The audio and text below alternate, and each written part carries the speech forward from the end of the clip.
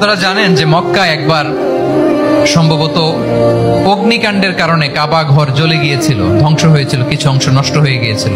কাবাকে রিনোভেট করা হয়েছিল, ফলে কাবার একটা কর্নারে যে ব্ল্যাক স্টোন কর্নার, রুকনুল হাজারিল আসওয়াদ, হাজরে আসাদ পাথরকে সরিয়ে রাখা হয়েছিল। এখন কাবা যখন পুনর্নির্মাণ শেষ, ওই হাজরে আসাদ পাথরকে আবার তার জায়গায় রাখা হবে। কিন্তু কে রাখবে?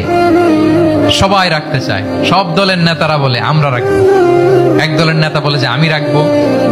এটা অনেক very prestigious and dignified issue, এই প্রেস্টিজ আমরা কাউকে নিতে দিব না। আরেক দলের নেতা বলে না, আমাদের পাওয়ার বেশি, আমরা রাখবো। আরেক দলের নেতা বলে যে না, এটা আমাদেরই। আরেকজন বলে রক্তের গঙ্গা বইয়ে দিব মক্কায়, কিন্তু এই সম্মান হাত ছাড়া হতে দেব না। এখন জাতীয় চার নেতা গেছে চারদিকে, সমাধান তো নাই। পাথর কয়টা?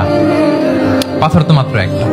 ইন দ্য মিন টাইম রাসূল সাল্লাল্লাহু আলাইহি ওয়াসাল্লাম আসলেন। রাসূল সাল্লাল্লাহু আলাইহি ওয়াসাল্লামকে দেখেই সবাই হ্যাপি। সবাই বলে যা আমিনুন রাদিনা বি, এই তো আলামিন আসছে, ওই ফয়সালা করবে। সুবহানাল্লাহ, এই তো আলামিন আসছে, সেই ফয়সালা করে দিবে আমাদের মধ্যে। আল্লাহ রাসূল সাল্লাল্লাহু আলাইহি ওয়াসাল্লাম বললেন কি হয়েছে? এই ঘটনা।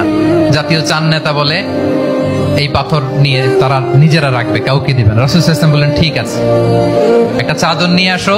চাদর নিয়ে আসা। এবার জাতীয় চার নেতা চাদরের চার কর্নার ধরে দাঁড়ালো। রাসূল সাল্লাল্লাহু আলাইহি ওয়াসাল্লাম নিজ হাতে হাজরে আসওয়াদ তুলে চাদরের মাঝখানে রাখলেন। এবার চার নেতাকে বললেন আসো তোমরা আমার সাথে। তারা আগাতে লাগলো। কাবা ঘরের সামনে যখন আসলো, রাসূল সাল্লাল্লাহু আলাইহি ওয়াসাল্লাম নিজ হাতে, ওনার বরকতময় হাতে আবার হাজরে আসওয়াদ ধরে ঠিক জায়গা মতো রেখে দিলেন। এতক্ষণ কিন্তু চার নেতা কি বলছে? কাউরে ধরতে দিব না, কাউকে। কিন্তু এখন চাদরের কোনা ধরেই কি হ্যাপি।